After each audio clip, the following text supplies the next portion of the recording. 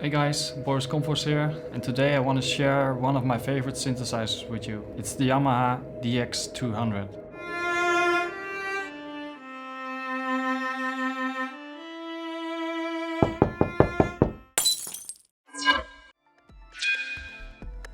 This synth was released around 2001. It came after a period of hard to program FM synths like the DX7. Actually, this synth holds like a stripped down engine of the DX7.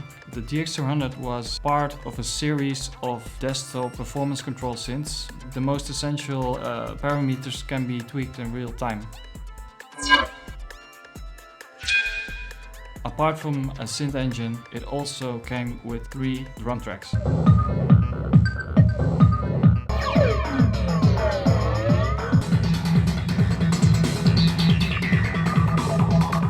I don't really think they're really good drum sounds, but still, you know, you can be really creative with those.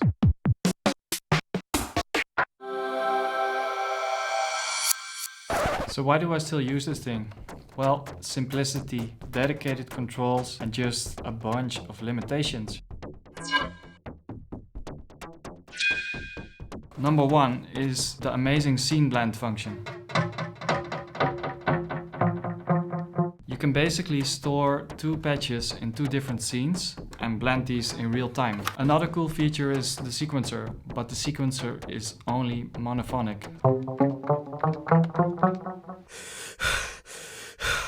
With tons of Yamaha FM patches and presets around, there are probably dozens, you know. You can all load these into the DX200. What I tend to do is specifically look more for percussive sounds, snappy sounds. That's really where the DX200 shines, you know.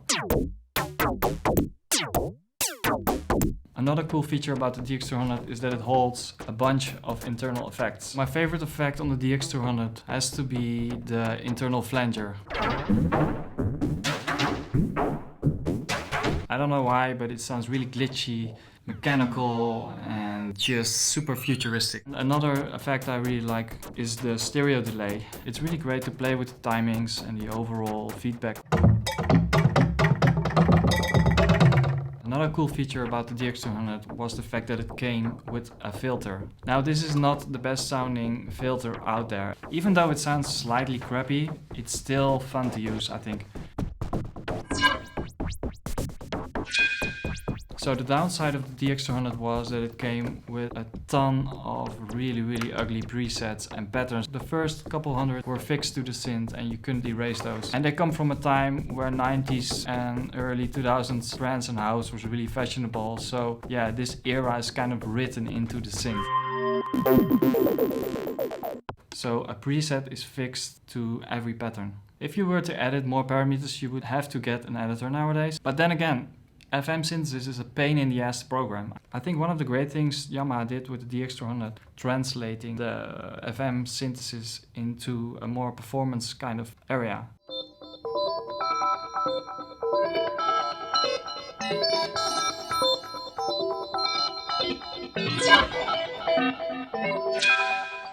So why would you still get one of these nowadays if you can get a way more superior Digitone? Because it has tons of character. And it's Yamaha FM synthesis. Even though it's not the biggest ballsy FM synth around, it still turns a smile on my face, you know, whenever I use it. Is it a DX7? A DX100? Nah, it doesn't have the grit. It doesn't really have the punch of those really cool FM synths from the past, but still there's a charm to it.